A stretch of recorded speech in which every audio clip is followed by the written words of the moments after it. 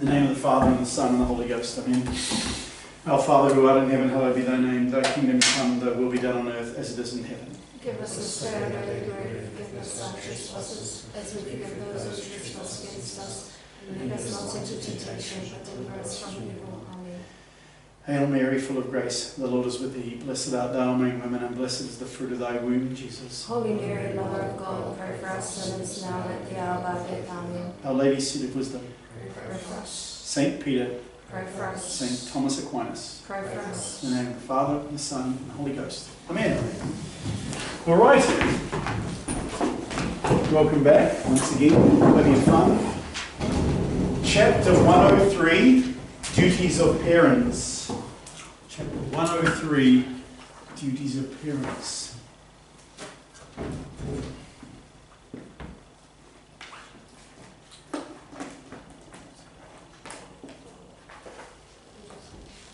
Okay, this is an extension of 10% of my homilies on Sundays about duties of parents, but hey, it's a big part of some of the problems we have in the church today. It's a lack of diligence of parents not fulfilling the roles that they must do. And they should know this before they get married as well, so it's a really important thing. This one probably doesn't go into the depth of it, simply because it was written in a time where parents pretty much had a better idea of what their duties were. So what duty have parents towards their children? So parents must provide for the spiritual and bodily welfare of their children, okay? So this is really, really important that we get an understanding that there are two duties.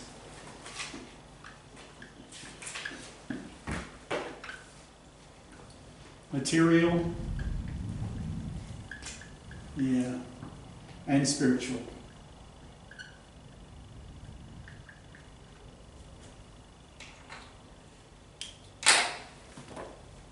The fourth commandment requires parents to love their children and care for them in body and soul. Their duties include provision for their children's religious and moral training, bodily needs, education, discipline, manners, etc. Fourth commandment, honour their father and their mother. How does this then say the fourth commandment requires parents to love their children? How's that? After all, if the commandment says honour your father and your mother, the kids are on the other end of the scale. So how are we able to drag this one out in Catholic teaching anyway?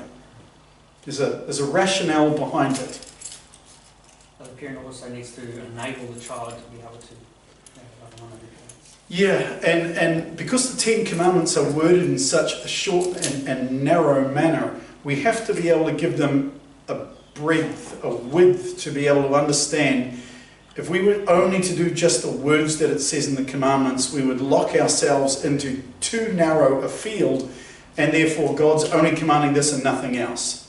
It's like our Lord said to the Pharisees, you are following the word of the law, but you're breaking the law because you're breaking the spirit of the law. So there is more to it than those few words say. Honouring our father and our mother is the hierarchy that God has placed before us, isn't it? God's placed before us parents, grandparents, great-grandparents, whānau all the way up to Adam and Eve. But it also adds in the historical line of the fact that we ourselves were children, we had to honour our parents, and so too they have to honour us if you have children.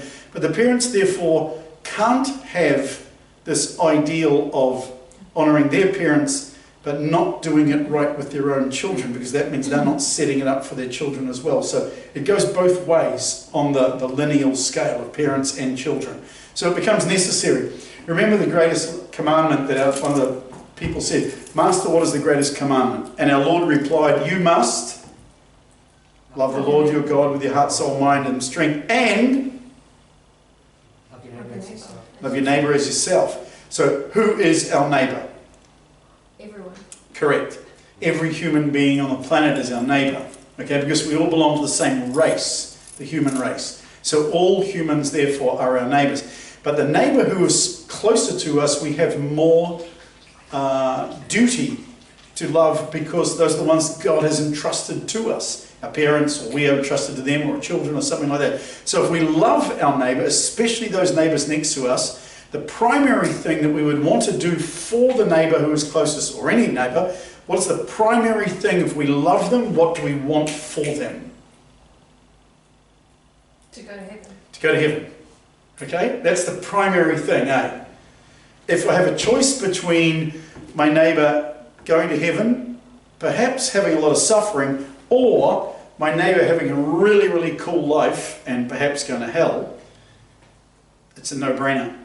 Okay? So even if they've got to suffer and get to heaven, and you're perhaps part of the reason why they suffer but get to heaven, or you're the one who really, really gives them a great time and sends them to hell, then it's a no-brainer. You have to go that tough love, so to speak. But that's not always the case. It doesn't have to go through that sort of suffering. But to truly love somebody, to truly love them, in other words, charity, loving someone for the sake of God, is that God wants us to go to heaven. God's not really interested if we've got money. God's not really that interested if we have that comfort and all that other stuff. God is interested in us getting to heaven. Of course, He knows all these things. He knows where we end up and all the rest of it. But His grace is for us to become holy. His grace is not for us to become successful or wealthy. God doesn't give grace for us to get worldly rewards. He gives grace for us to become holy. So, if we truly love our children, our primary aim for our children is that our children attain heaven. And I've said this in a number of homilies over the years. Parents will die and they will go before Almighty God and He's going to say, right, I gave you those children. I gave you 2 talents, 3 talents, 10 talents, 10 children, 2 children. What are you going to show me for those talents that I gave you? In other words, are they just the same as when I gave them to you? Are they worse? Are they better? What have you done with those children that I gave you? And if you're going to say, oh, well, yeah, they went and did their own thing. Well, hang on. Okay, let's have a look and see how you raised them up until that point. Oh, you didn't discipline them. You didn't teach them the faith. You just sent them off to a school and expected they would teach it all. You didn't lead by your example. In fact, if you did, it would have been worse because your example was terrible. In other words, you've messed up every single thing that you were supposed to do with those children, and you were supposed to love them and you haven't. So this is a really scary thing where all parents should go, yikes, I've got to get this right. Because I know of many people, God bless them, who come along and they said, oh, fine, I'm really worried about my kids have all left the faith and I think I didn't do it right back then. I'm really worried about it. Well, it's a little bit like saying, hey, I feel like I've shut the gate and the horse has already left. So that means get on your knees. You've got to spend the rest of your life making up for what you didn't do. In other words, you've got to spend the rest of your life praying for them, making up for all those prayers that you didn't do for them in your earlier years. It's never too late, is it? And they are going to do what they're going to do, but they need as much spiritual help as possible. And you've got to humble yourself before them and say, look, I was wrong. I did this and I did that and I was wrong. And I know you guys don't believe in any religion or anything, and I didn't either. Don't do what I do, what I did. I was wrong. You've got to humble it. Parents saying before their children, I stuffed it up. I got it wrong with you. It's really hard. But a lot of parents have to face this now because they now realize a little bit more mature, a little bit older, seeing things in the right light and going, oh no, they're making the same mistakes that I did. And I empowered them to do this. Bad call. Okay? So, material duties and spiritual duties. Number 1, parents must provide a minor with food and clothing. Material. Guard him from sickness and accidents. Material. Give him a suitable play and exercise. Material. It is the duty of parents to exercise personal supervision. Material. And not leave everything to household help. Oh, how many parents just have put the kid in whatever daycare and off I go back to work. Okay, some people in our financial times is really, really hard. And I don't blame people when they must do this. But you get parents who are actually doing quite well. And mum's putting the kids in daycare so she can just gallivant with her friends and go to aerobics and play golf or whatever because she doesn't want the children around her. God gave children to parents, not to nursemaids. I love it. This was written like 70 years ago. Likewise, those institutions called nurseries or daycare or even babies may be left all day, however good they may be, and even if they are under supervision of sisters, not anymore, should be resorted to only for grave reasons. Okay, they don't exist in the first world, they still do in the third world. In third world countries you can still put the kids in something, but they're only there for grave reasons. It is the duty of Catholic parents to send their children to a Catholic school. Right, we'll talk about this on another day. There's a lot behind that. Secular, well, yes, if Catholic school exists as we know Catholic school should exist, in other words, the kids go in there and all the teachers are on the same board, same page, teaching the fullness of the depths of the faith. You don't have any dichotomy in the teaching of the faith, and unfortunately you do now, then yes, that's the school you want them to go to. But, you know, once upon a time, as Catholics, we had one common thing that we all agreed upon, and we all used to say it every Sunday: I believe. Credo in unum Deum. Okay? So every Sunday we go along, we sing the creed, or we recite the creed, we read the creed, whatever, we go to Mass. Those words which we say in the creed are our commonality, aren't they? So if you're in any country in the world where there's a Catholic Mass on Sunday, we recite the creed every Sunday of the year, because in that are what we believe. Credo is the first person singular of the Greek, or even the Latin. I believe. What do I believe? And so we recite those things. So as a Catholic, we want to be able to say, so you're my kid's RE teacher, okay? Can you recite the creed for me, please? And that way we're on the same page, relatively speaking. That's what everybody just took for granted. It's not really the case now, okay? Because people say, well, I don't think it really means that. What? You sure about that? Or, oh no, I'm not a Catholic. Or, oh yeah, I'm qualified to teach this, but yeah, I don't really know what it means. And so you get this real mishmash of putting kids into a Catholic school. And I suppose a key word that crops up, at least in my line of work, is this.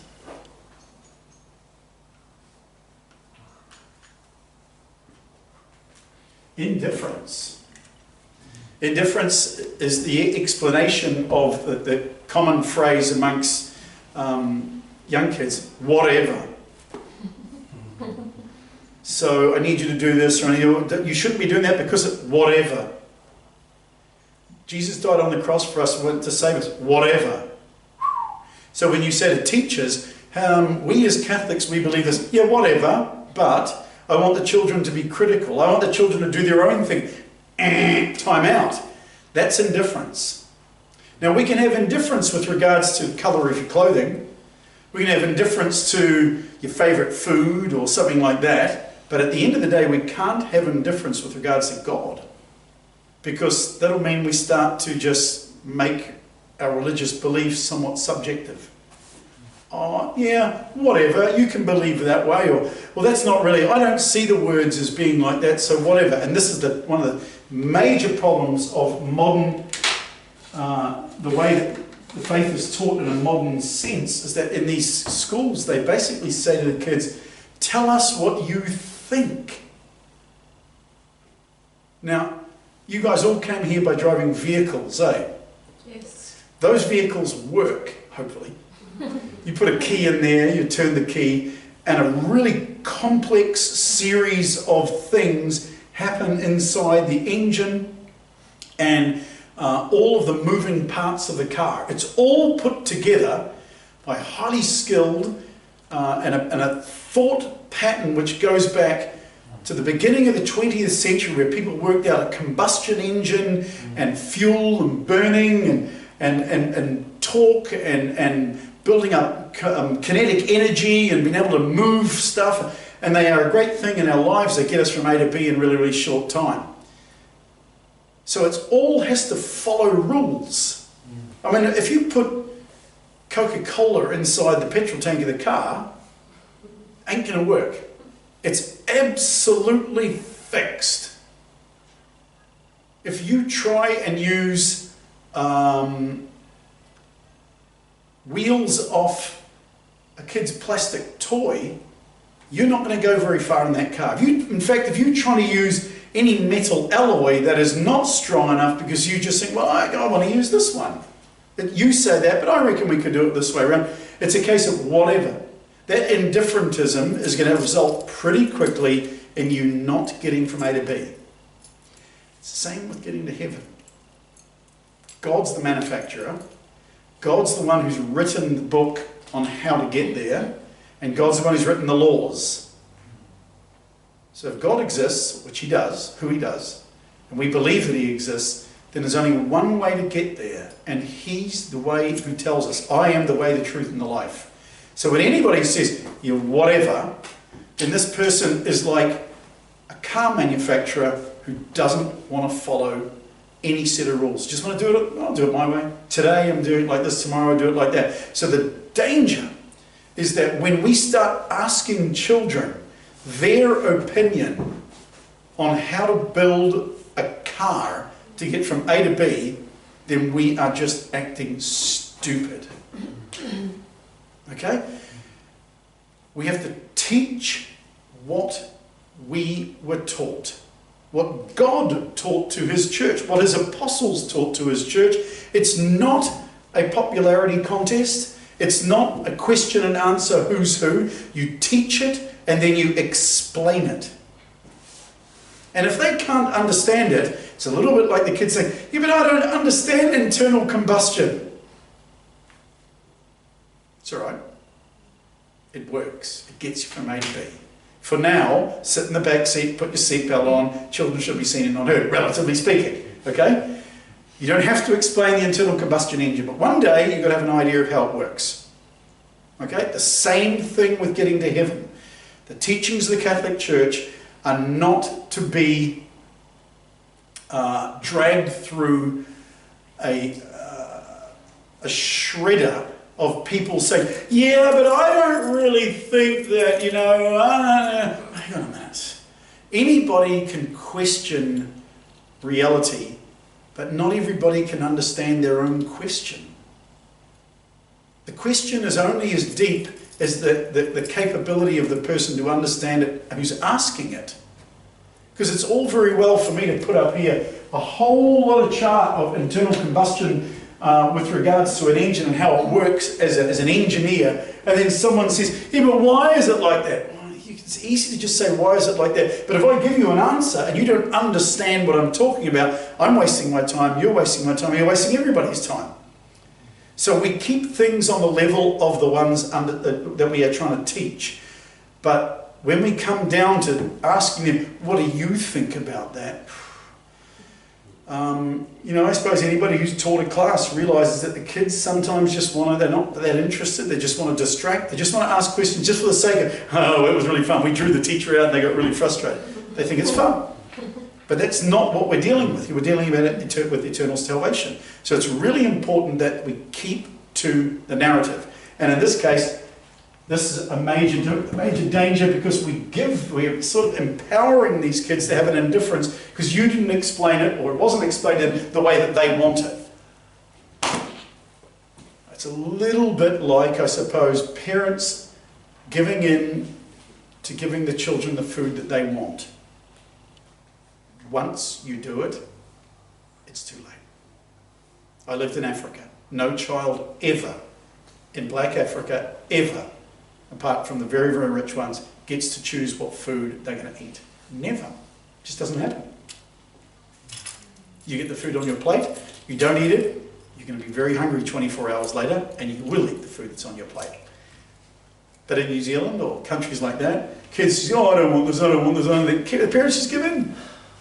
They're afraid of their own children. Ridiculous, okay? So a major danger. These are the duties of parents, and this is why parents have to be 100% convinced of their faith. They need to be knowing their faith, they need to be living their faith, otherwise they shouldn't be parents. Thanks. All right, carry on. I'm getting on some tangents tonight. We're running going for 20 minutes already. Hardly even started. All right. It is the duty of parents to exercise personal supervision, not leave everything. So we're number 2. It is the duty of Catholic parents to send their children to Catholic schools. Secular or non-Catholic schools where the Catholic religion is not taught Now this is the 1940s, remember, may be tolerated only when the diocesan bishop gives permission on account of prevailing circumstances. That no longer obliges, but once upon a time, you couldn't send your kids to non-Catholic schools unless there was absolutely no option whatsoever. Because back in these days, in the 40s in America, the non-Catholic schools were anti-Catholic schools. They would actually openly teach, the Catholics are evil, they do this and they do that. Okay, so at home the parents should supervise the child's studies as best as they can, of course, given in our difficult circumstances of time and space, money, and especially availability of the parents. They should support the authority of the teacher. In order to teach the child proper respect for authority, that's a great thing. We talked about that last week. Remember, having the correct degree of respect for the proper authority. It is not edifying for parents to criticise or ridicule the teacher in the child's presence, or criticise or ridicule the government in the child's presence, or criticise or each other or anybody else. The whole idea of just criticism, which in and of itself, in an adult sense, is positive and can be positive and it can be constructive. But kids don't make distinctions. You're critical, your kids will be critical.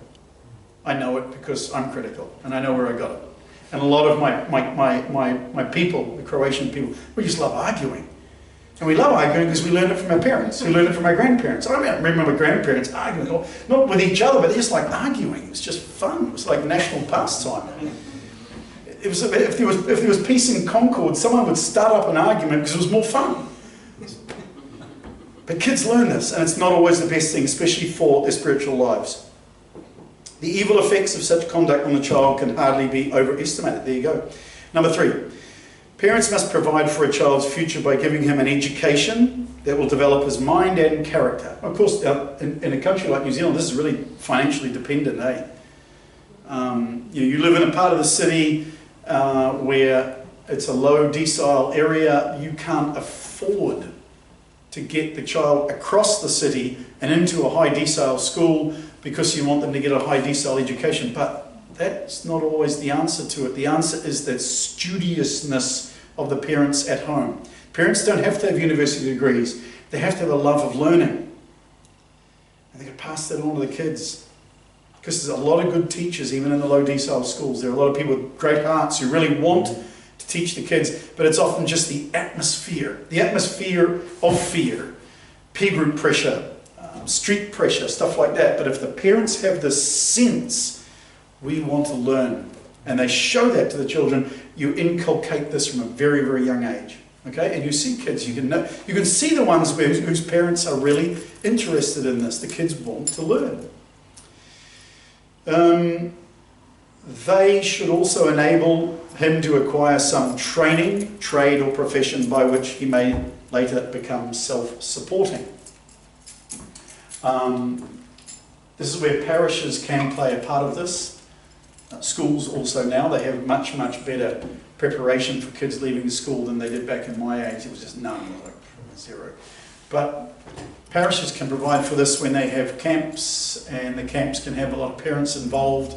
The parents can teach the kids really good skills. Father and son camps are really, really good for the boys to see. These are life skills, setting up tents, changing tyre wheels and cars, all that sort of stuff, just practical things to make these kids realise, oh, my mum can do it, my dad does this, even helping in the kitchen, to understand you've got to get these basic life skills and don't just leave it till the last day. Parents who give a child all the food, candy, lollies, toys and clothing he asks for only indulge him and show false love. Girls should be made to dress with modesty. They won't dress with modesty if their parents don't dress with modesty. Parents have no obligation to support their grown-up children. It is a bad practice to continue supporting older children, for in that way they become lazy, depending on the parents, and vice versa. Okay? We spoke about that last week. So when I go to somebody's house to bless the house or something like that, it doesn't take me any more than about 2 minutes to see if these children are spoiled or not. Okay, because it's just the toys. As soon as you see the toys everywhere, you realise, okay, the parents just chuck toys at this child to try and keep them to shut up. Bad move, straight off the bat. Okay, not good parenting. Just they don't need it. It's harder now in this day and age. When I grew up in Auckland, everybody had a backyard. and all you needed was one ball, and then you just left them out there until it was dinner, and so you come running in. Okay, nowadays they're taking away all of our backyards and all that sort of stuff. It's bad, but again, we've got to foster this type of idea. Parents should make every effort to know their neighbours out the back, across the road, all that sort of stuff. So find the ones who are good parents and then befriend them. And once you've befriended them, the kids will have others around them.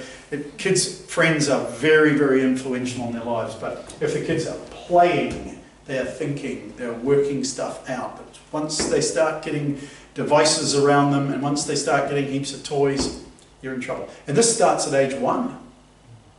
Giving the kids toys, as if they even know what a favourite toy is.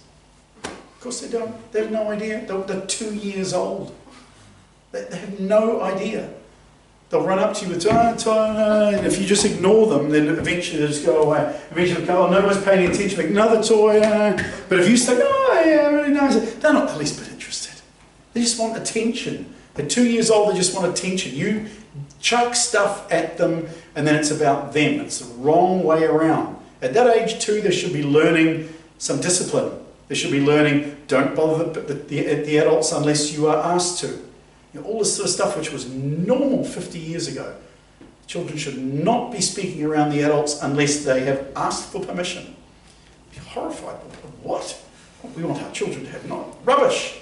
They need discipline, and if you're not going to give them discipline, you are spoiling them. And that's the whole thing that this is talking about. Food, candy, toys, clothing. And he asks for only, and they indulge them. So, how should parents provide moral and religious training? So we're getting into spiritual now, okay?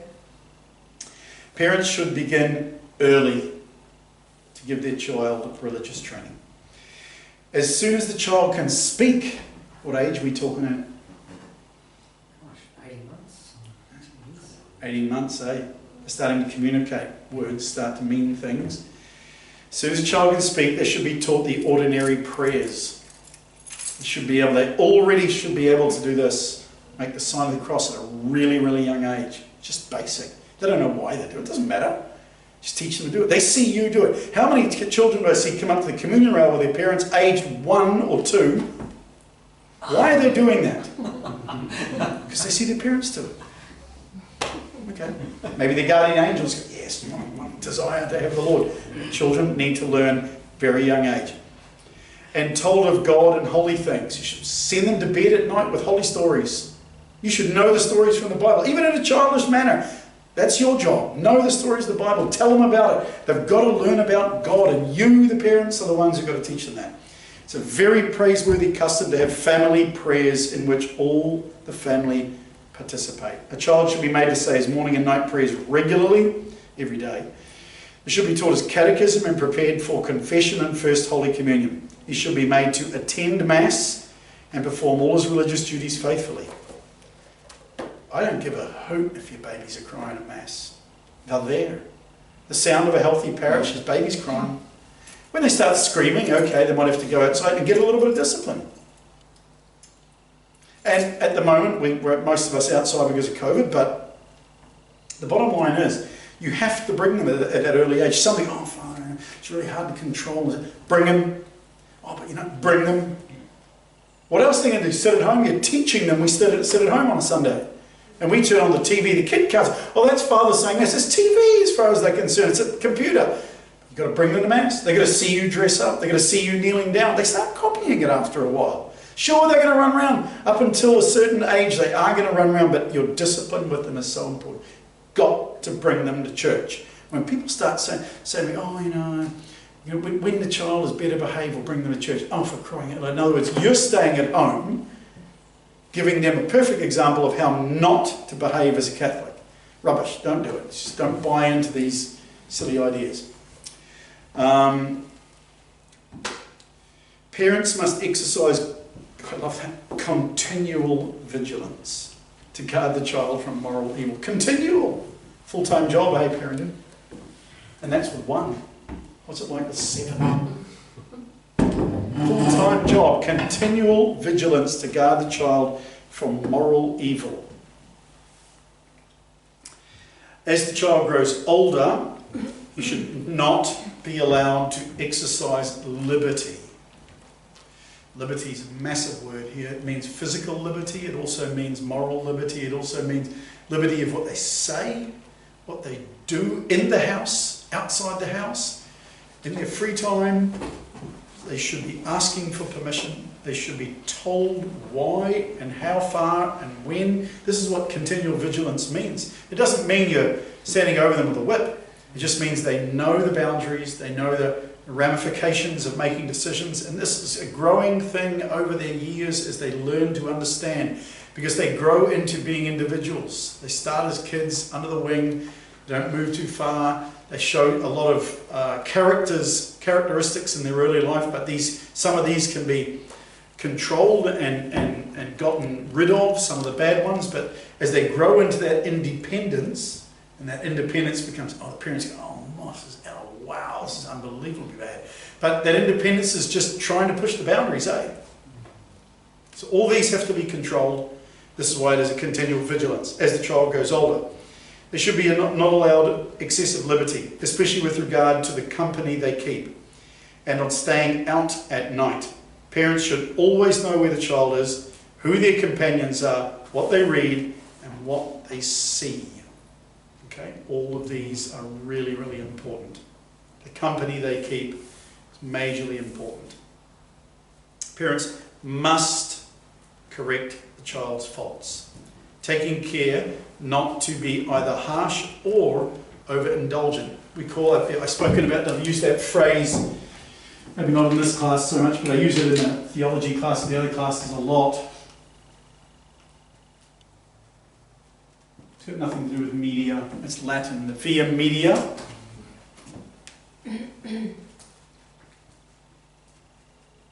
The middle way. Okay, the media or the medium strip is the one which is in the middle, okay, and the via is the way. The middle way, not too harsh, not too lenient, okay, not too chummy, not too overcorrective. You've got to find that middle ground which is based on common sense and holiness that yourself you have to be exercising. If you're not practicing your faith, you're not living your faith, not in the state of grace, you find it hard to keep the via media for kids when you can't find it for yourself. You can't give what you don't have. Okay?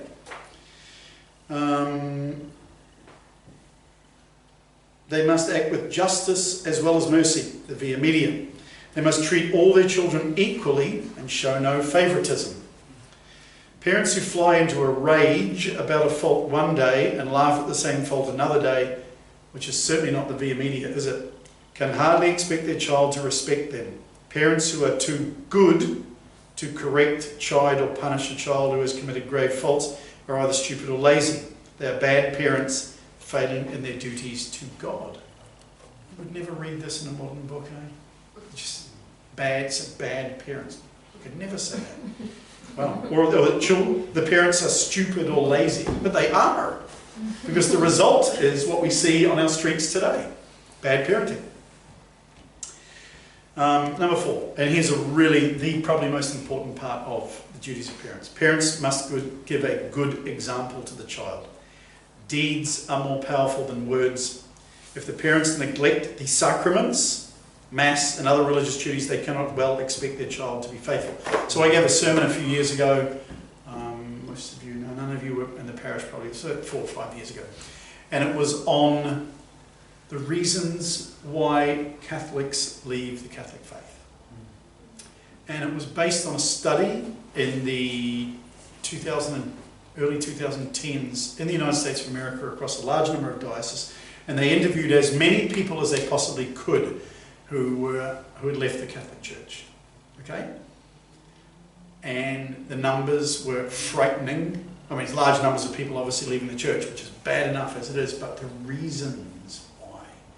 Primary reason for people leaving the Catholic Church was, anybody want to take a guess? It's just one word. Bad parenting. It's inside that, yeah. The word is hypocrisy. They saw hypocrisy in their parents. Their parents said, we're Catholics, we have to stay in the Catholic Church, we have to behave like Catholics. and then were arguing at each other, or drinking, or swearing, or not observing the sacraments, or not living their lives holily. So therefore they're talking about a religion which demands sanctity. And of course we're not saints. We're flawed creatures. We do make mistakes. But children were seeing their parents saying one thing and not doing it. In other words, doing another. And that hypocrisy left these kids with a situation where they go, I don't want to be like my parents in that. Because it's hypocritical. And this was something like high 80% left the faith, and that was the primary reason, because they saw only hypocrisy. Now, there's more to it than meets the eye. Their own lives, a lot of the time, are at odds with the law of the church. And so therefore, because of that, you can't both be in the church and working against the church's laws, and so therefore they drift off. But their reasoning behind it is that their parents were hypocrites. Okay, but it's a flawed logic to a certain degree, but it has the truth in it.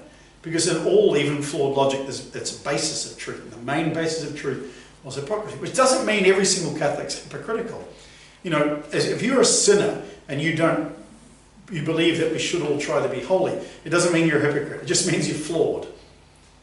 Okay? We're all flawed because we all sin. We don't want to sin, but as St. Paul says, I do that which I know I shouldn't do.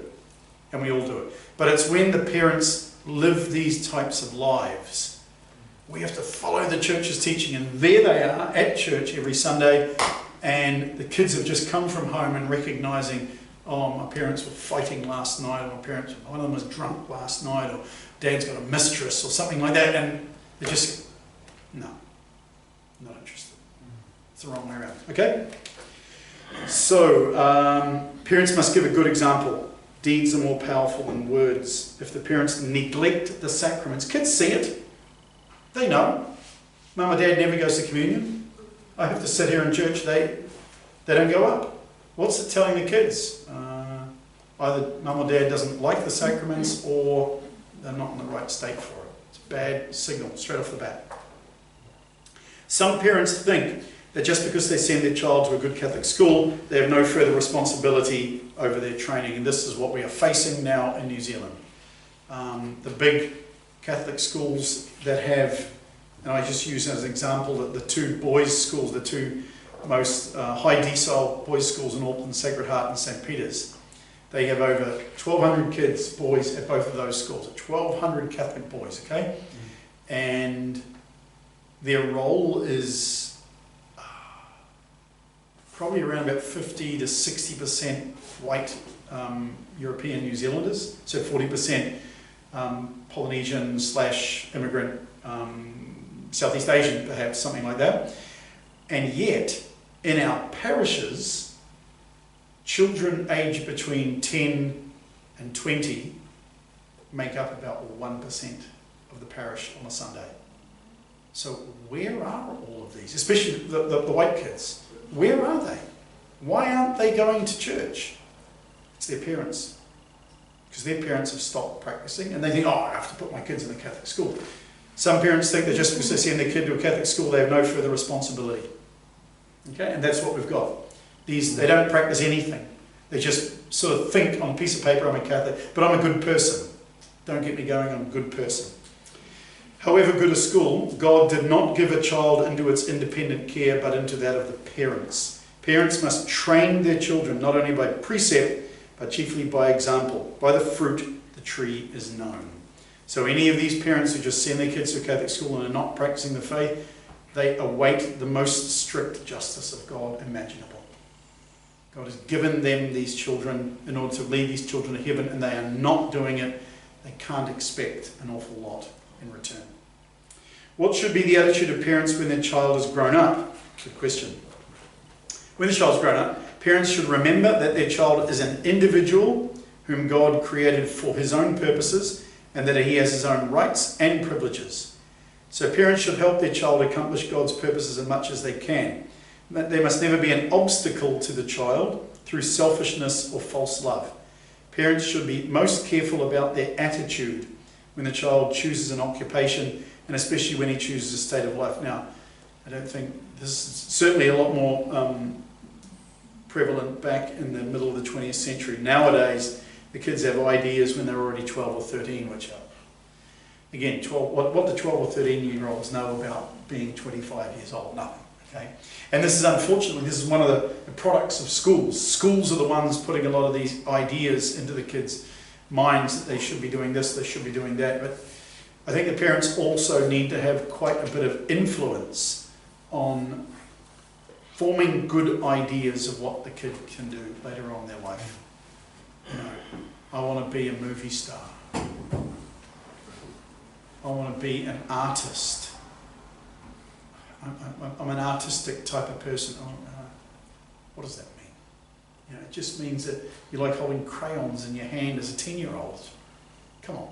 So they've got to be really careful about this, otherwise there's going to be a lot of false ideas that the kids will. Parents should help their child accomplish God's purpose as much as they can. Again, that's the spiritual side of things.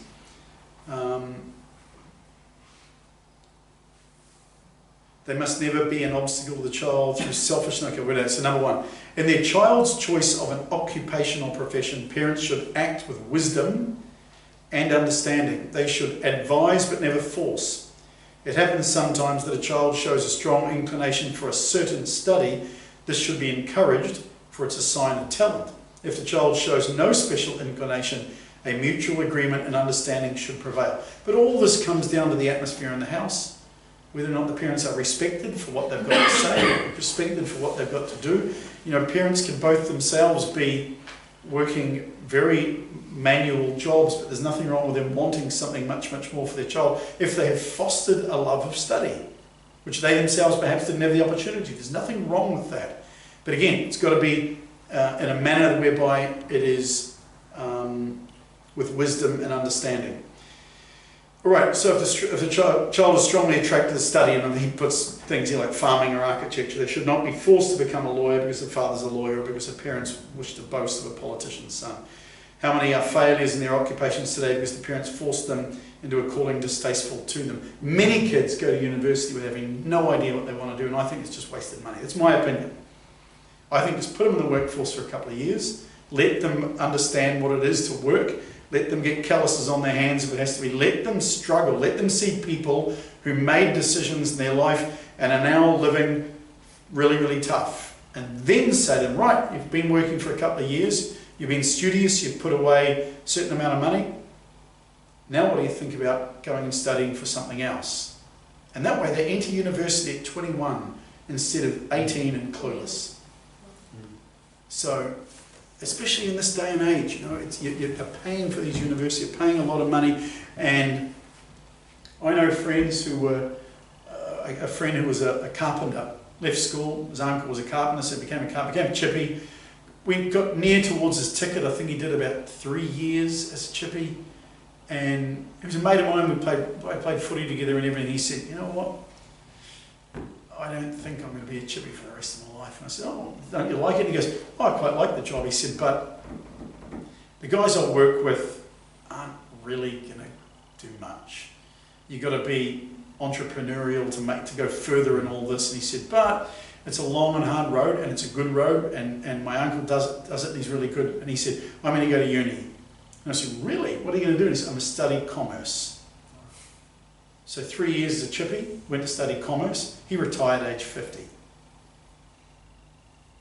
He designed and built his own house in Queenstown. And then he got bored after about 4 or 5 years. He said, okay. So he came back up and he's working back in the commerce field now. And he's earning a massive salary or whatever. But he was a chippy. He knows how to use a hammer and a saw and all the rest of it. Started building houses. Had to work out there in the rain and all the rest of it. He knows what it... And he realised, okay, it's a good job, it's good for people, but I'm going to set my sights higher, and I've seen this side of things, and I always support it, but I'm going to go further than this. So it's possible. Anybody can do it. Parenting is a big part of it. Many parents, out of a pure caprice, interfere with the practice of their child's profession or occupation by preventing his acceptance of positions, by wishing him to stay home with them, etc. That's not a good thing. You've got to look after us. They've got their own life. If they've left home, they've got to lead their own lives. Such parents need not be surprised if they find themselves burdened with the support of their grown-up children and their families. If you cut off the wings of a bird, it cannot fly. Number 3, in the choice of state of life, which may make or mar the life of their child, parents should advise but not interfere. If he wishes to marry and they have any objection to the partner he has chosen, they may state their objections. If the objection is very serious, they may try to prevent the marriage, but never otherwise. What would be a good reason for objecting to a marriage? If one of the persons that's wanting to get married isn't Catholic? That would be, yes, a decent objection. At least a decent objection. And I've seen in my years as a priest the negative response or negative results of one marrying a non-Catholic. And even if the one who was Catholic, which would be your own child, even if they've fallen away from their faith and they weren't practicing it and they wanted to marry this other person who's also not a Catholic, but therefore they're both not practicing anything, it's still not advisable. Because I've seen these marriages when the one who was Catholic comes then back to their faith and realises what they did wrong, and then the other one they married, who might be the nicest person in the world, will turn around and go, I didn't marry this person. I didn't marry a religious zealot who's telling me what I can and cannot do with my body. And then you're realising, okay, this is a disaster. So if the family are raised in the faith, this advice of their parents is really, really important. Okay, and then of course there are a huge number of any other reasons why somebody else is not a good person to marry. I mean, I saw one whereby I showed a photo to parents of who had a daughter, and the photo was of a guy, and he had like massive amounts of body art, like serious amounts of like holes through like a bull's ring through the nose, and studs coming out the cheek or through the tongue, or neck tattoos or stuff like that. Okay, kids in this day and age regard that as just an expression of who I am. But it's not only an expression of who you are, isn't it? What else is it? Self-mutilation. It is. It's self-mutilation. It's someone who is not thinking ramifications. Someone of not thinking what could be the possible final result of this. You know, because at the end of the day, yes, a person can have talent, a person can have intelligence, it doesn't matter what colour they are or anything like that, but these are not, you don't choose the colour of your skin, but you do choose the way that you make yourself look. And look, we were all teenagers, and we all followed the fads of our teenage years, whether they were mullets, or whether they were mohawks, or colour the hair, or something like that. But taking it that step further and doing some form of self-mutilation, which cannot be backed up, undone, yeah. And I'm not against traditional tattooing, but I am against tattooing for the sake of tattooing, especially when it is in places that are visible to children, you know, openly visible to children. And I had a guy who was one of my parishioners a few years back, and came to me. No, he was a spiritual directee of mine, so he came to me and he said, I'm a tattooist. And I said, oh, where's this going to go? He said, well, actually, I'm an artist. And he showed me some of his drawing, his artwork, which was really good. And he said, so because I'm a really good artist, I thought I'd open my own tattoo salon. So he said to me that over 80% of the requests for art that people want on their bodies was satanic, or had some form of satanic imagery in it. I said, no. I said, surely it's like 20%. He said, 80%.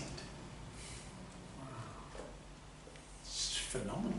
Whether it was skulls, or whether it was skeletons, or death, or inverted crucifixes, or something satanic, or he said, incredible. So he was really good at his job, and he employed 2 other artists. And so he said to them, like, these are the rules, that I'm the boss.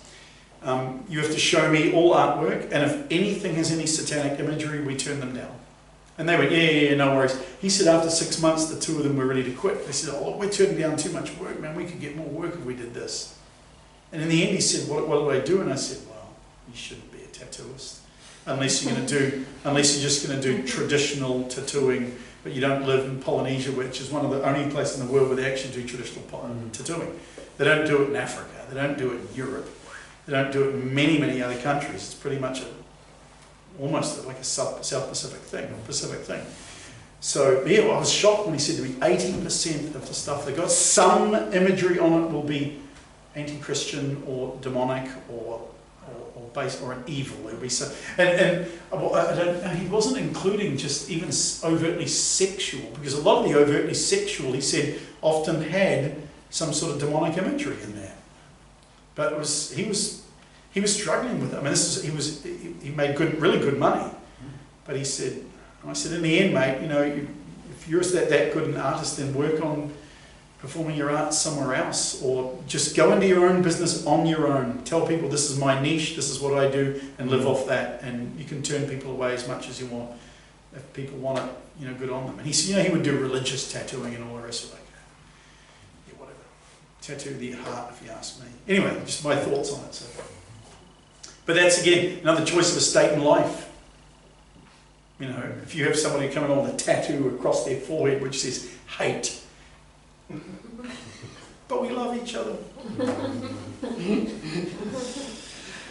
Yeah. Parents should not be selfish. Many are so selfish that wishing to keep their child to themselves, they can find no one in the whole world satisfactory as a partner for them. Parents should remember that the child is entitled to their own life. When they die, should be able to exist without them. Parents sin when they force their child to marry someone they do not care for. Parents must not meddle in the affairs of their married children. This is a really big one. The interference is a frequent source of disagreement between couples. Parents must be careful, very careful of their attitude if their child chooses a religious vocation. Okay, so with regards to that one at the bottom there, I'm not against arranged marriages. I think the concept has merit to it, but it still must be entirely free of the child to say yes or no. Entirely free. And they should not even be coerced to think, I don't want to disappoint my parents. They shouldn't want to disappoint their parents, but if their parents are saying to them, you have to marry this person, then the children can have their own say and go, well, on these reasons, then I think this is not a good choice. And good, fair enough. They need to be able to reason this over. Parents, a lot of the time, if the parents truly live the faith, then they have a good idea of a spouse for their child. They have a good idea. Not always the right idea, but they have good ideas if they live the faith. If they don't live the faith, then no, the child has a right to just go, no, you're not living the faith. I refuse to accept anybody that you choose for me. Even though you've got other motives, your motives are not godly nor worldly. You wanted me to marry this person because they're from a good family, which means a wealthy family. And this is the whole idea of this social hierarchy. Anybody can be a totally worthy spouse of someone if they are from a very, very poor family or a different cultured family. Nothing to do with the parents' choice.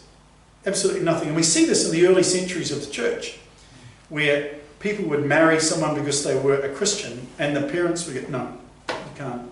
You have to marry someone. No, I'm choosing this person because they love God. No, we don't accept that person because they are from a lower caste. Doesn't matter. They love God. It's good enough. Perfect husband or wife for me. So, really important, this one. And then with the last one, with regards to choosing a religious vocation, this is something that should be fostered by parents, never pushed. I have so many parents go, oh yeah, 2 or 3 of our children are going to be priests or nuns. Careful about that. Okay, that means you're the one forcing them into that. They've got to love that of their own accord. Parents should just pray for it. I also gave a sermon once upon a time about parents or children who believe they had a vocation. Here's something they should not do. This is when they think they're in their teens and they don't tell your parents. Go to the priest, speak to the priest first, and keep it between you and the priest, and he will then start guiding you as to see whether or not he thinks you actually have that vocation. You go to your parents, you run the risk of parents going, oh, but what about my grandchildren? And they start discouraging that which God is fostering, and therefore working against that which God is wanting. I mean, it's easy to say, oh, parents, some people say, oh, I love my child to have a religious vocation. Well, what if you've only got one child, no more are coming along, and then you're not going to be able to, no grandchildren, and then what do you do? Okay, and I've seen this in a couple of families. I know 2 families with 2 sons who were a priest and 1 daughter. And the parents really, really objected to this because the family name is not going to get carried on. It happens. All right, chapter 104, duties to other superiors. Any questions about that, duties of parents? Father, what about like gay marriage? Like, what do parents do about that? Okay, that is a very good question.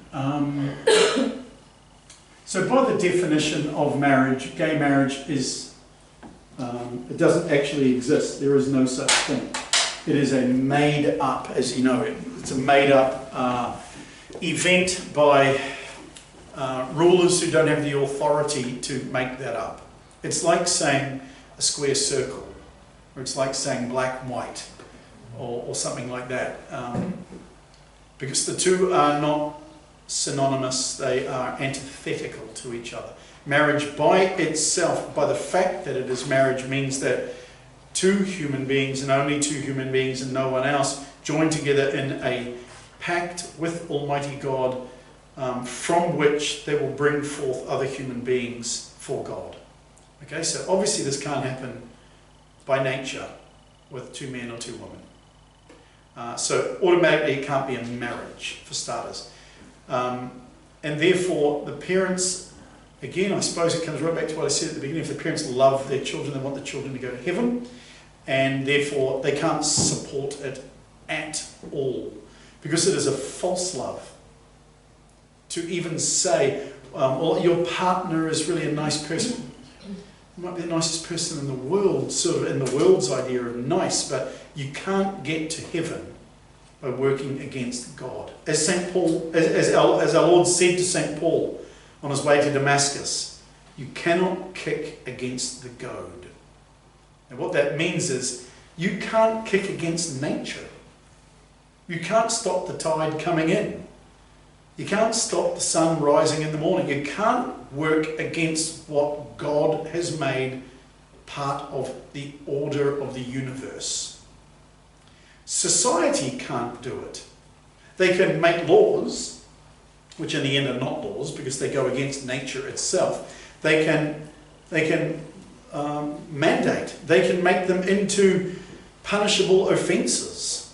But as much as they want to do it, you know, they can make it hate speech. Or the words that I'm saying now can have me imprisoned. But it still doesn't change that 1 + 1 = 2.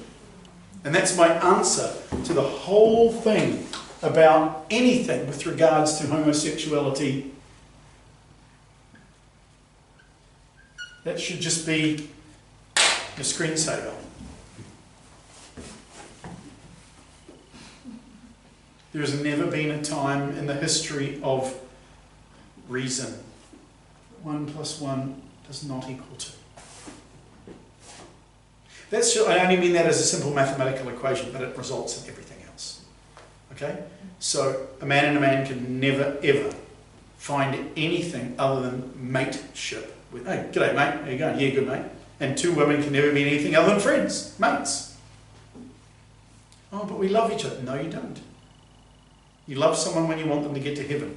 You would never support somebody's, whether it's a mental or a physical or an illness or a combination of them all, it doesn't really matter. But when you support someone in their delusion, you don't love them. You don't. You can't support in any way, shape or form the actual physical attempt of homosexual union, or even the idea of it.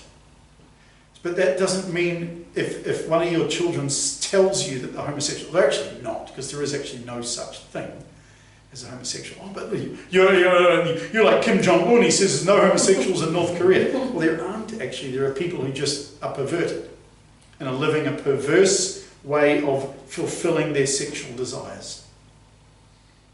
Because it has no final end, does it?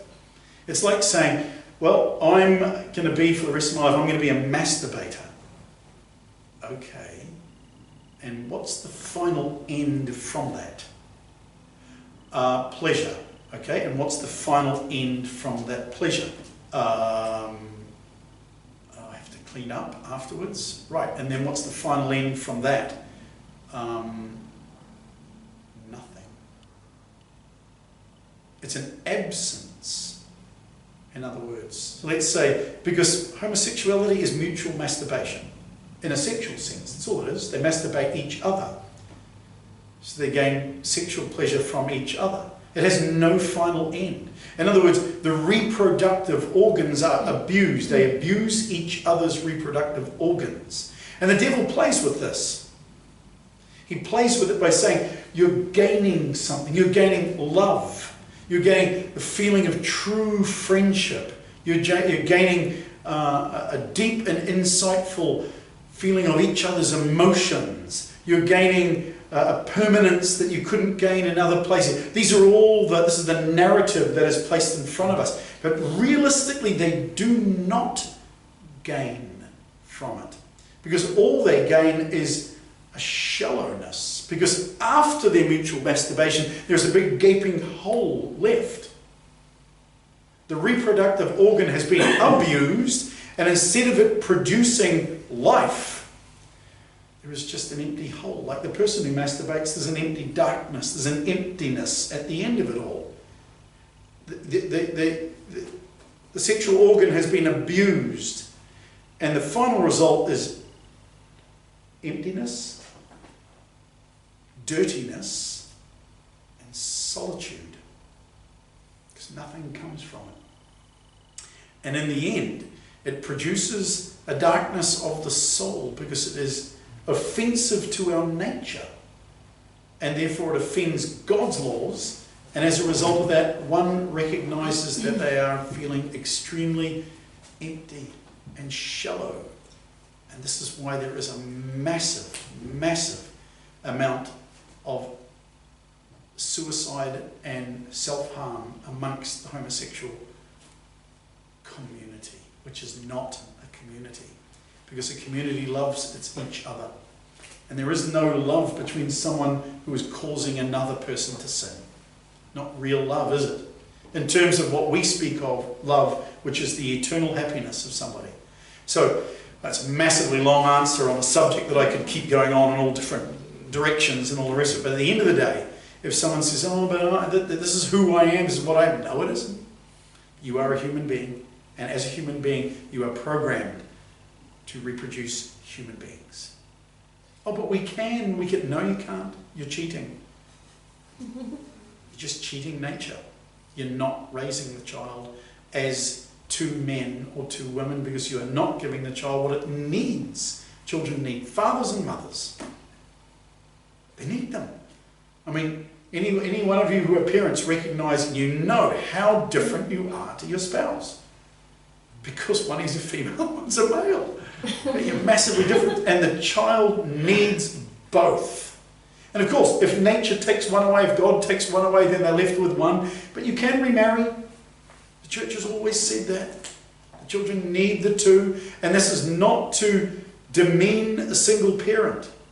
But the single parent should always be looking for the betterment of their child, to have two parents. And if by age or other physical constraints you can't, then you're obviously doing your best. But you should encourage it. Always have some men around, whether it's your own brothers or their uncles or whatever. They need both. Boys need to be boys. And they can't become boys unless they've got men around them.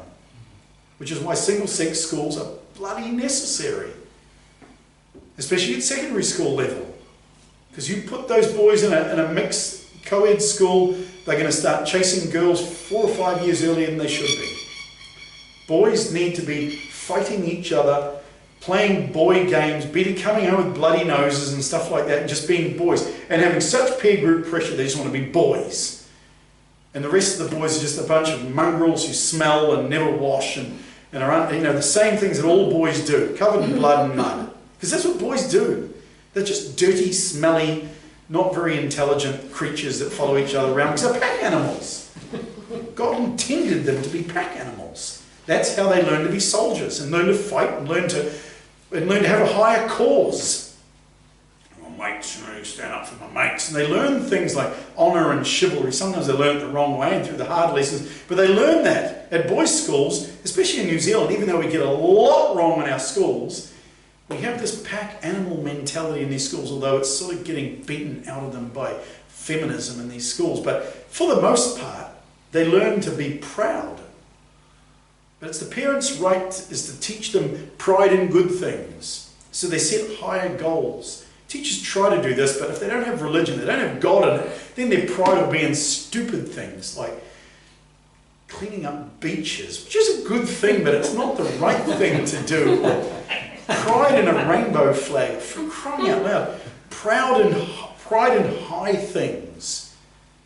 And this is what religion teaches us. Be proud to die for God. Be proud to stand up for the underprivileged person. Be proud to stand up for someone who's being picked on because of their physical shape or their colour of their skin or something. And even be proud to stand up for somebody who, let's say, is completely confused about their sexual orientation. They shouldn't be bullied. That's standing up for someone's honour, but don't stand up for the thing that they are, but stand up for the person who's being bullied. They've got to be able to work these things out. They've got to be taught these things. It is right to hold levels of what is right and what is wrong. But we've also got to add religion must be part of this. Homosexuality is wrong. But when someone's beaten up because they're homosexual, that's wrong also. And you've got to stand up for the person who's being beaten up. And say that, look, totally against what you're doing, but they shouldn't be beating you up because you're a person, as am I. You're in the same class as me. I'm going to stand up for you.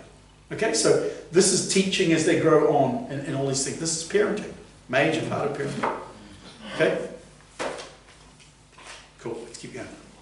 Duties of other superiors. What are the chief duties of those who hold public office? Those who hold public office are to be just to all in exercising their authority and to promote the general welfare. Oh, there's so much in that. Justice and general welfare. Okay. Number one, public officials have a grave, that means mortal, it's grave, they can fall into mortal sin if they don't do this, grave responsibility before God. The higher the post, the greater the responsibility. Legislators, members of the cabinet, judges, all office holders, everybody from the highest to the lowest, will have to give a rigid account to God of all that they have thought, said, done, or omitted, every law passed, every vote given. I was reading the other day that Auckland City Council, it's just a job, you just work on a city council, don't you just make a decision as to whether or not the grass should be cut on minimum wage, $200,000 a year. Minimum wage. What? I mean, all you do is you go to meetings and you make yes or no decisions. What sort of qualification do you have to have for that? Well, okay, all right. We're paying our, therefore we have a responsibility to vote for these clowns as well and vote them out. A most severe judgment will be for those who bear rule. Wisdom 6:6. Okay, that's the word of God. That's a quote, God. A most severe judgment will be for those who bear rule. Those in high office should regard it as merely committed into their care for a short time. Number 2, no one should strive after a position of authority which he is not competent to fill. Oh, now I'll expand on this in a minute. What does it mean by competence? One who aspires to a dignity, to the duties of which he is unequal, is like a baker who tries to make an airship. If, however, a person feels himself competent and is willing to accept the duties of a post and the responsibilities and the judgment which comes with it, it is good for him to endeavour to obtain it if thereby he can contribute towards the welfare of others. Okay, I'm sure many people entered politics with the right ideals. One on whom honours and positions are conferred should have as his principal thought the accomplishment of the duties connected with a position. Most of them think they do this. Here we go. He must not think much of himself on account of the honour. It makes him no better in God's sight. Virtue alone gives man a true worth and distinction. Herod was a king. Mary and Joseph were poor labourers. But Mary and Joseph now are very near God, and surely Herod is not so near God. Whoever wishes to become great among you shall be your servant, and whoever wishes to be first among you shall be your slave, even as the Son of Man has not come to be served, but to serve. Public officials must set a good example, because they occupy a conspicuous position. And because example is better than precept, officials do more by the example than by their orders and regulations. That means officials must be virtuous. This is not something you would ever read anywhere. So this is duties of other superiors.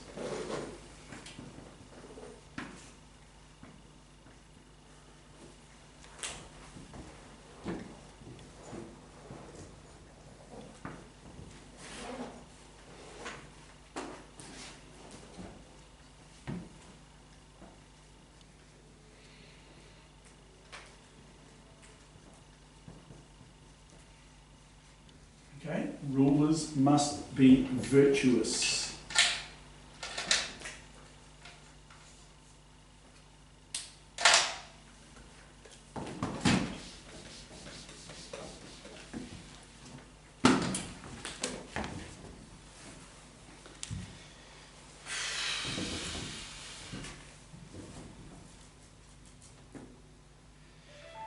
Like a top of page 211, like a city seated on a mountain. And this is what public officials do, eh? They are out there for public view. Public officials cannot be hid. Others quickly imitate them. What a responsibility before God it is for an official to lead an immoral life, because it's public, and thus corrupt numerous young people by their bad example. What a scandal it is for an official to be the first to break the law. How should public officials promote the general welfare? Public officials should promote the general welfare by safeguarding the rights of all. Okay, they all claim they do that. Passing good and just laws. So good laws and just laws are those that completely comply with God's laws. If they oppose God's laws, they are not good and they are not just.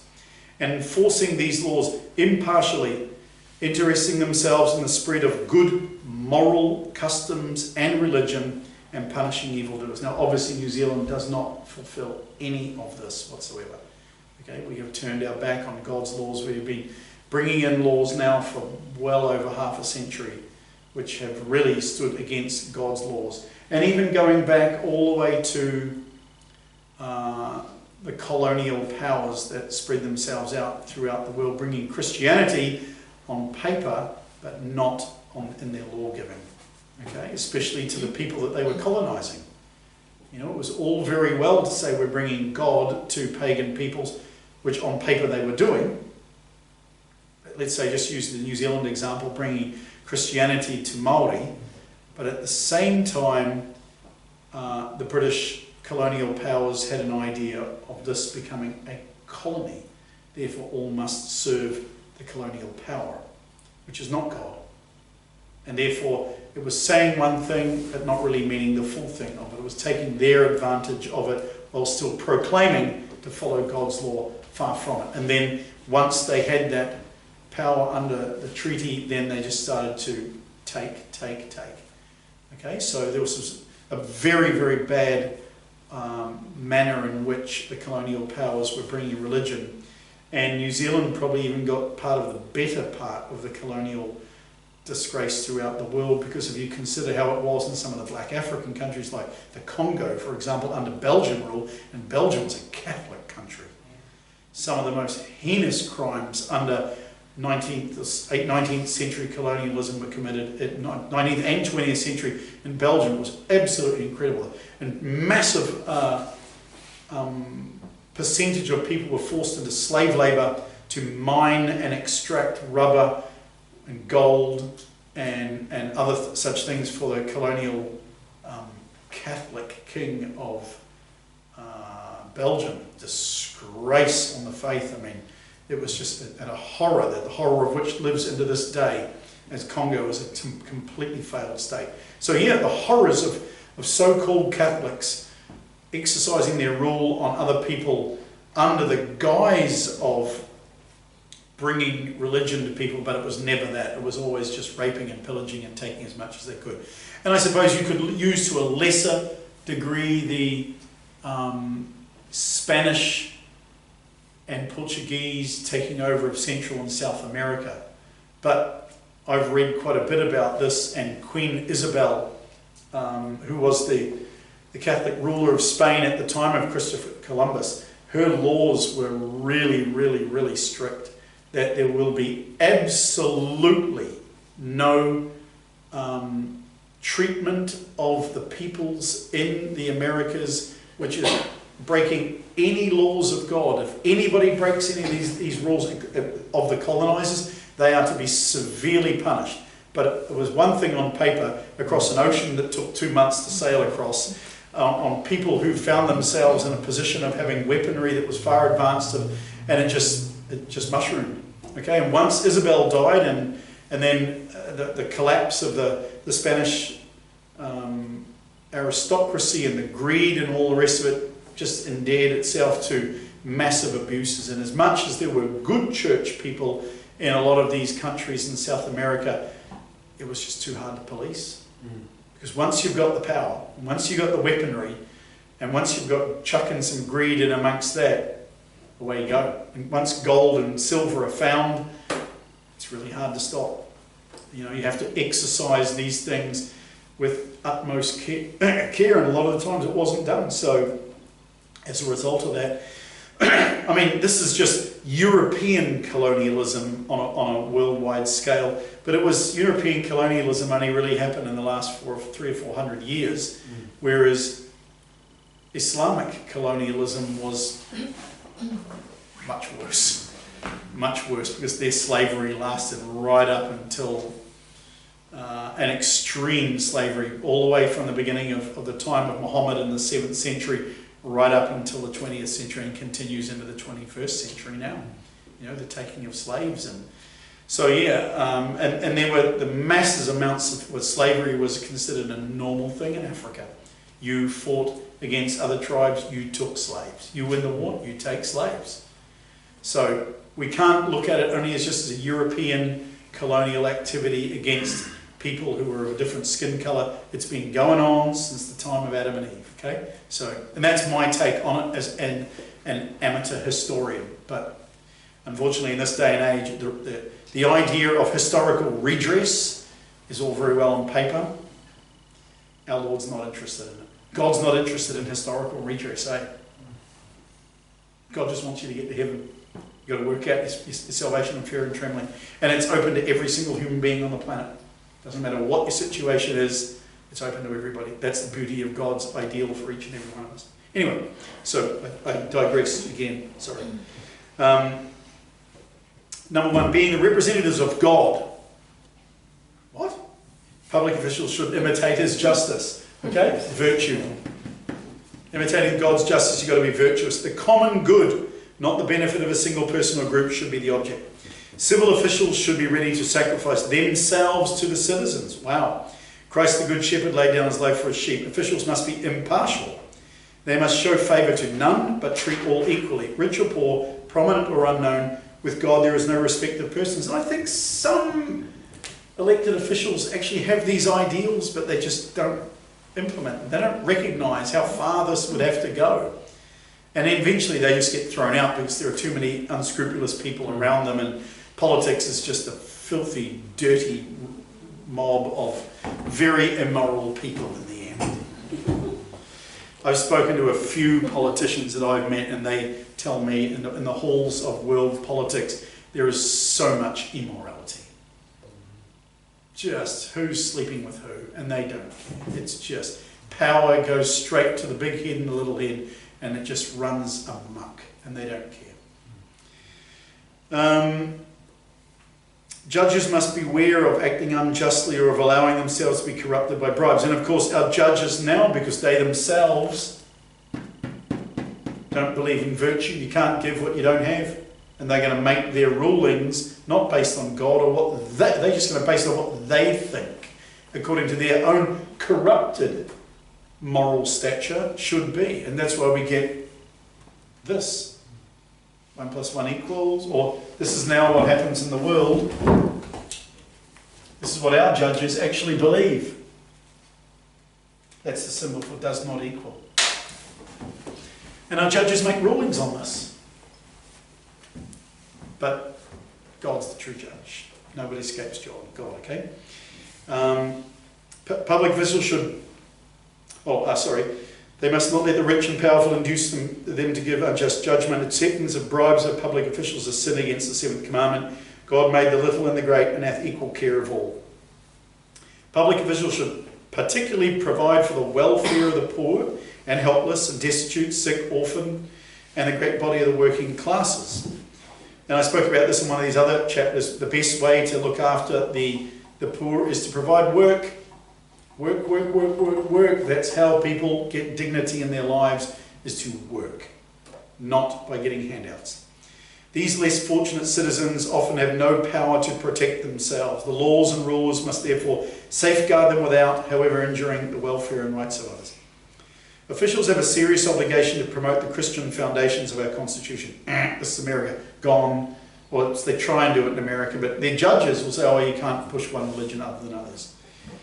They should work to make Christian principles prevail in a Christian country, which people know, no, we're not a Christian country, okay, but our law was based on the Magna Carta, okay, and this is a fingerprint of Western law is the Magna Carta, and you've got to know your history. If you don't, what's the Magna Carta? Okay, the Magna Carta, basically go back to the time of Charlemagne, and the first types of laws that were enacted, fair laws for all people.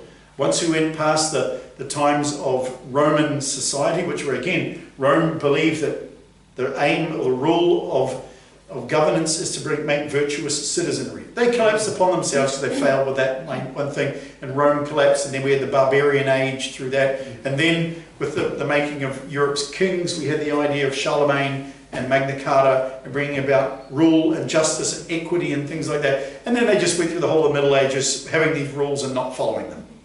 Okay? And again, now we have an age of democracy of which we sort of think that we, the people, if a majority make a decision, then that is the right way to do it. Wrong. Okay? Democracy can only work if it is a democracy under God. And the American rule, one people under God, again fails because it's a Protestant ideal. It has to be the church and state. It's the only way a society can actually work.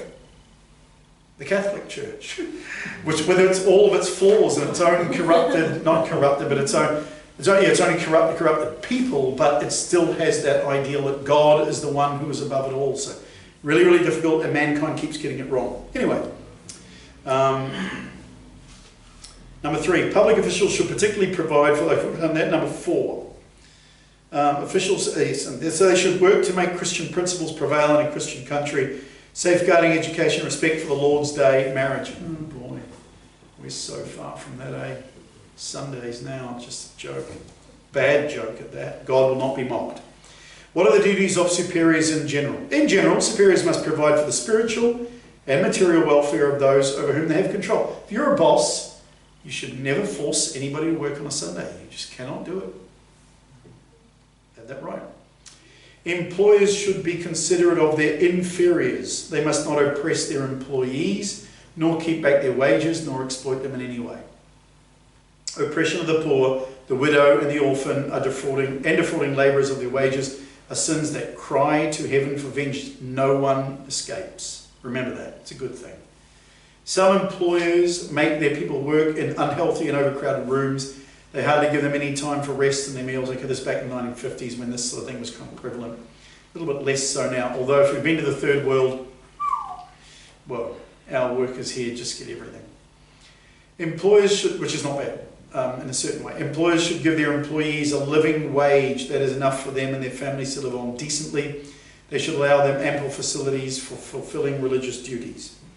They should look after their health, watch over their morals, attend to their religious instruction if they are Catholics. What does the fourth commandment forbid? It forbids disrespect, unkindness, and disobedience to our parents and lawful superiors. Disrespect includes all irreverence and stubbornness against lawful authority. One offends against the respect due his parents when he talks back at them, refuses their correction, ridicules them, or strikes them. One who thinks and acts as if he were superior to his parents is a disgraceful snob. For even if a son or daughter has graduated with highest honours from the best university in the world, he still owes his parents due respect as God's representatives. 2. Contempt and unkindness are contrary to the love we owe our parents. One offends against the love due to his parents if he curses them, despises them, hates them, grieves them, or makes them angry. This has a lot more to it than what meets the eye. We've got to be respectful. Even if our parents are not living lives that are worthy of respect, we still have to respect the position that they have. And even if we disagree with the wrong that they are objectively doing, we've still got to respect their person as best as we can. It takes a lot of humility. Okay, really, you've got to tighten the belt on yourself and go, parents are just talking a load of rubbish at the moment. It's really, really bad. But my kids are over there. I'm not going to abuse my parents right in front of them. You can go to your kids and go, okay, look, Granny and Granddad are speaking a load of what we don't believe in. But I'm not going to fight them because it's not the time or the place. And teach your children that self-restraint by doing that. Okay? If the parents start abusing God, okay, kids, time to leave. Okay? It's loving your parents by showing you're not going to tolerate the things which are against God. So you got to learn these things yourself. Each and every one of you have different situations you grow up in. Some more difficult than others. You just got to learn how to work your way through it without offending God. Children at times speak sharply and insultingly to their parents. We should recoil in shame before doing this. Even if we only think of what our parents have done for us, the continuous and unending sacrifices they have made, we should burn our tongue out before we speak contemptuously to them. He that curseth his father or mother dying, let him die. So, number 3, children may sin against obedience either by refusing or neglecting to do what is commanded, we're talking about the children, or by doing what is forbidden. Showing unwillingness is also a form of disobedience. A young child is disobedient if he neglects his studies, goes with forbidden companions, goes out without permission, etc. Older children disobey by attending forbidden shows or dances, going out with forbidden companions, or at forbidden times, concealing their earnings from their parents, etc. Okay, so there's a lot to that, eh? All right, any questions on that? We talked about a lot of this last week as well. So next week, civil duties, and then we get the 5th commandment. Civil duties probably, yeah, a little bit less. But, all right, good stuff. Let us pray. 1 + 1 = 2. In the name of the Father, and the Son, and the Holy Ghost. Amen. Glory be to the Father, and to the Son, and the Holy Ghost. As it was in the beginning, is now, and shall be, world without end. Amen. Glory be to the Father, and the Son, and the Holy Ghost. As it was in the beginning, is now, and shall be, world without end. Amen. Glory be to the Father, and the Son, and the Holy Ghost. As it was in the beginning, is now, and shall be, world without end. Amen. Benedictio Dei omnipotentis, Patris et Filii et Spiritus Sancti, descendat super vos et maniat semper. Amen. Amen.